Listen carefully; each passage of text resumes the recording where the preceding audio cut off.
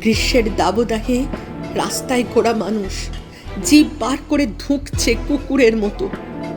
গাছের ছায়া আর কলের জল সাধ্যমতো হাত বাড়িয়ে দিলেও নেবার দম যে শেষ। পিচ রাস্তায় ধুঁকতে ধুঁকতে হারিয়ে গেল জীবন, একটা জীবন, তৃতীয় বিশ্বের পিঁপড়ের জীবন। কর্পোরেট পৃথিবীর কাছে কোনো মূল্য নেই যার। জনসংখ্যা, ছদ্মবেশী বেকার, অদক্ষ শ্রমিক, গাল ভরা সব তকমা, অর্থনীতি বইয়ের দোমড়ানো মোচড়ানো পাতায় বন্দি।